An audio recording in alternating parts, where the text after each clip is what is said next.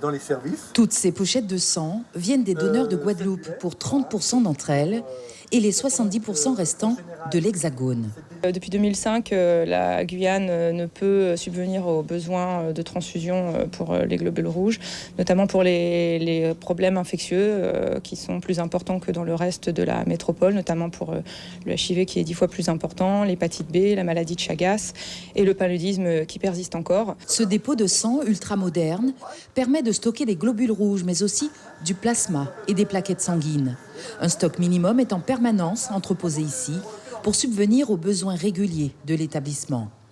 18 kilos de globules rouges et 10 pochettes de plasma, c'est le stock minimum nécessaire. Le sang est principalement destiné donc au bloc opératoire, notamment obstétrical. Ici, on a une grosse maternité avec beaucoup d'accouchements.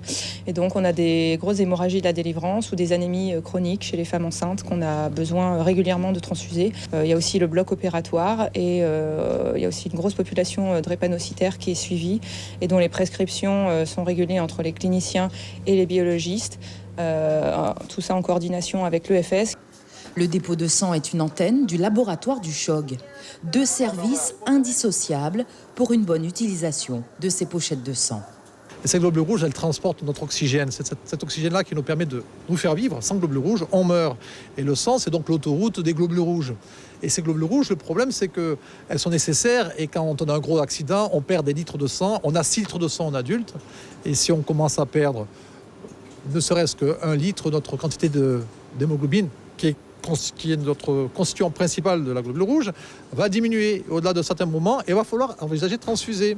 Mais avant de transfuser, il faut savoir si le patient va recevoir un sang qui sera compatible.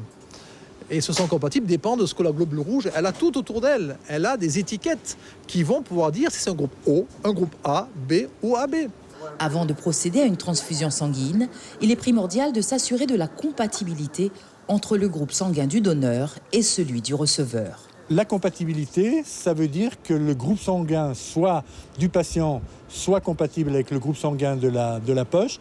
Et ça veut dire également que le patient déterminer si le patient a dans son sang des anticorps qui seraient susceptibles de se retourner contre les globules qu'on lui transfuse et donc de les détruire et donc de rendre la transfusion inefficace.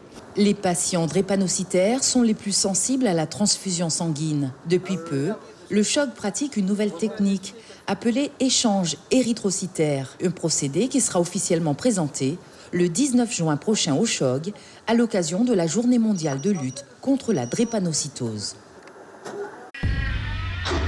Suivez l'info sur Guyana Première, télé, radio et Internet.